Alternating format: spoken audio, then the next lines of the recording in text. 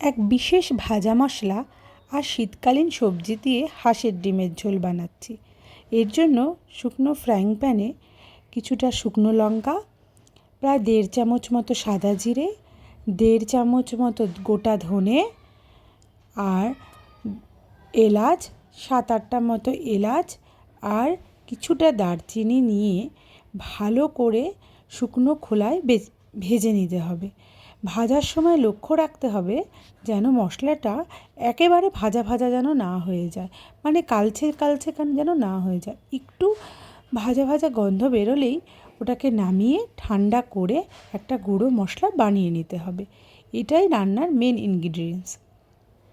এবারে কড়ায় সাদা তেল দিয়ে আমি সেদ্ধ করে রাখা ফুলকপিগুলোকে নুন হলুদ দিয়ে ভালো করে ভেজে তুলে রাখবো।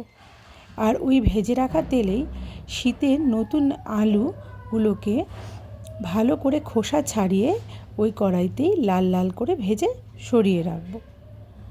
এই আলু ভাজার তেলে আরেকটু সর্ষের তেল অ্যাড করে আমি এখানে হাঁসের ডিমগুলো, যেগুলো আমি সেদ্ধ করে রেখেছি, শুধু নুন আর হলুদ দিয়ে ভেজে তুলে রাখছি। এরপর ওই একই তেলের মধ্যে কুচিয়ে রাখা পেঁয়াজগুলোকে দিয়ে তাতে নুন, হলুদ আর খানিকটা চিনি দিয়ে ভালো করে ভেজে নেব। এইটা ভাজার সময় মনে রাখতে হবে যেন একেবারে পুড়ে না যায় পেঁয়াজটা, একটু নরম থাকলেই হবে। এরপর আমি এখানে একটি মশলা ব্যবহার করেছি, সেটি হলো একটি পেঁয়াজ বাটা, একটু টমেটো, কাঁচা লঙ্কা, একটু আদা আর 4 কোয়া রসুন। এই মশলাটা পুরোটাই পেস্ট করে মিক্সিতে আমি এর মধ্যে দিয়ে দিয়েছি। এরপর শুধু নুন, হলুদ আর একটু কাশ্মীরি লঙ্কার গুঁড়ো এখানে আমি অ্যাড করছি। ভালো করে মশলাটাকে কষাতে কষাতেই আমি এর মধ্যে আলুগুলো দিয়ে দেব। আলুগুলো একটু নরম হওয়ার জন্য আমরা মশলা কষানোর সময়ই আলুটা দিয়ে দিয়েছি। এরপর আমি ওই ভেজে রাখা মশলা প্রায় 2 চামচ মতো এখানে ইউজ করব।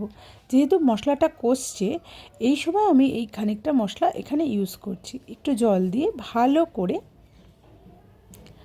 ঢেকে ঢেকে আমরা মশলাটাকে কষিয়ে নেব। আলুটা আধা সেদ্ধ হয়ে গেলেই আমরা ভেজে রাখা ফুলকপিটা দিয়ে পরিমাণ মতো জল দিয়ে দিচ্ছি। এখানে আমি প্রায় 1 গ্লাস মতো জল দিয়েছি। একটু ফুটে উঠলে পরেই আমরা দেখে নেব যে আলু ফুলকপির সিদ্ধর ভাবটা কেমন। যদি ভালো মতো সিদ্ধ না হয়ে থাকে আরেকটু সময়ের জন্য আমরা এখানে ঢেকে দেব, যাতে করে ফুলকপি আর আলুটা ভালো মতো সেদ্ধ হয়ে যায়।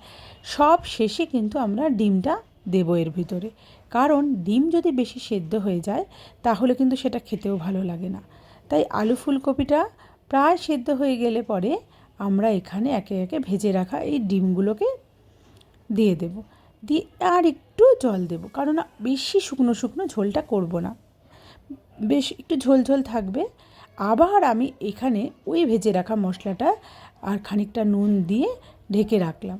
ব্যাস, ঢেকে রাখলেই তৈরি হয়ে যাবে এই সুন্দর ডিম আলুর ঝোল। শেষে একটু ঘি ছড়িয়ে